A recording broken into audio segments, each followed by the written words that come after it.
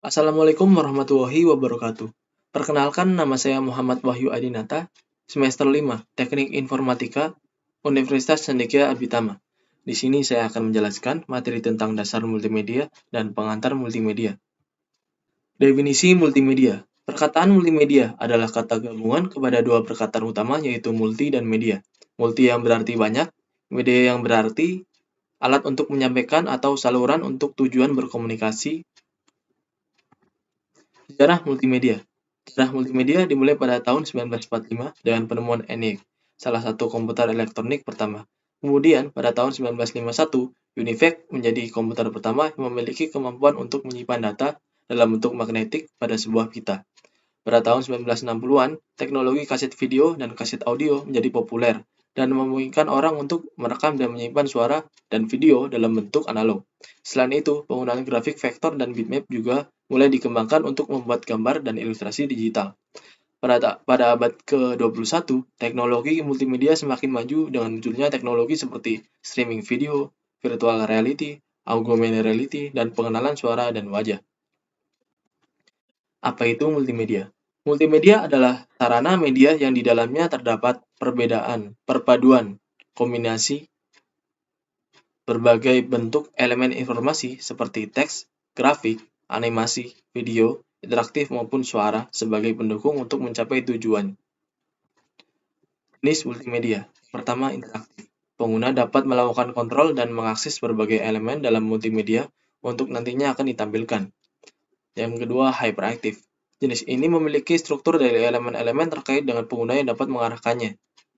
Yang ketiga, linear. Pengguna hanya dapat menjadi penikmat dan penonton pada produk multimedia. Pemanfaatan multimedia. Pertama, pendidikan. Multimedia digunakan sebagai media pengajaran di kelas maupun dalam pembelajaran mandiri. Hal ini membantu dalam penyampaian materi pembelajaran, meningkatkan fokus siswa, dan membuat kegiatan belajar mengajar lebih interaktif. Selanjutnya, bisnis. Dalam bisnis, multimedia digunakan untuk pembuatan profil perusahaan, profil produk, serta sebagai media kios informasi dan pelatihan dalam sistem pembelajaran daring. Selanjutnya, kesehatan. Dalam bidang kesehatan, multimedia digunakan untuk keperluan medis, seperti melihat detak jantung, tekanan darah, dan organ-organ dalam pasien. Selanjutnya, hiburan. Multimedia juga digunakan dalam industri hiburan seperti pembuatan film, musik, dan game.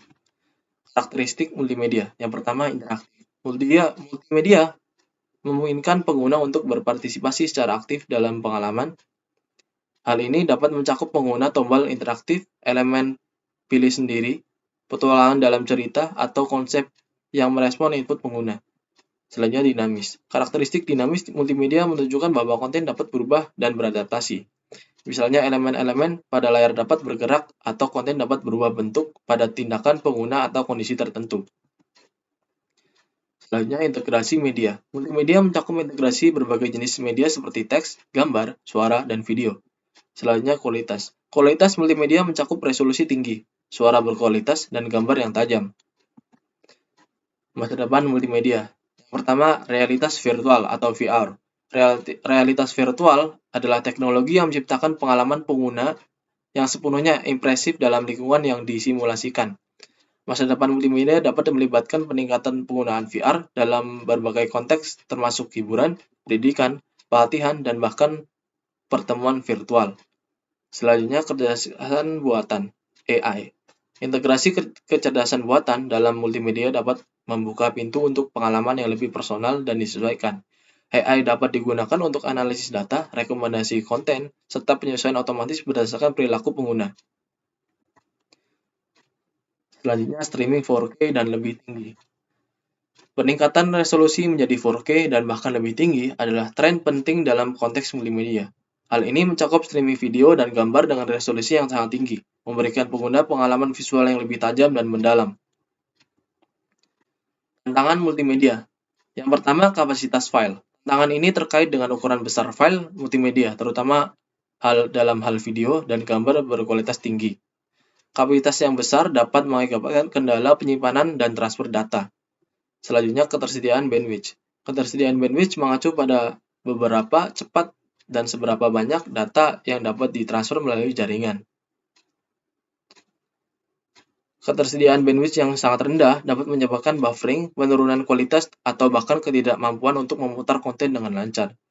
Selanjutnya, keamanan. Keamanan dalam tantangan ini adalah serius, terutama karena konten multimedia seringkali berisi informasi sensitif atau bernilai tinggi. Desain sistem multimedia. Dalam mendesain suatu sistem media, terdapat 3 hal yang harus dikembangkan.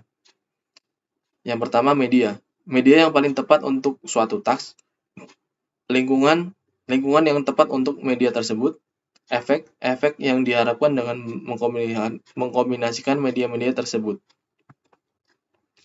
Aspek pendorong perkembangan multimedia. Dari hari ke hari, perkembangan multimedia semakin maju. Hal ini disebabkan semakin beraneka ragamnya kebutuhan akan multimedia, semakin banyaknya software yang bermunculan untuk membuat aplikasi berbasis multimedia ini, dan juga beraneka ragam kebutuhan akan informasi. Aspek yang merupakan pendorong perkembangan multimedia diantaranya adalah hobi, telekomunikasi, TV, movie, broadcasting industry, publishing house, dan lain-lain. Pengaruh multimedia. Yang pertama, mengubah tempat kerja. Yang kedua, mengubah cara belanja. Yang ketiga, mengubah cara bisnis. Yang keempat, mengubah cara memperoleh informasi. Yang kelima, mengubah cara belajar. Dan yang terakhir adalah internet multimedia.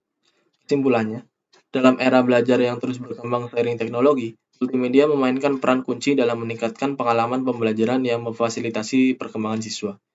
Integrasi berbagai jenis media seperti teks, gambar, suara, dan video menciptakan lingkungan pembelajaran yang lebih dinamis dan interaktif.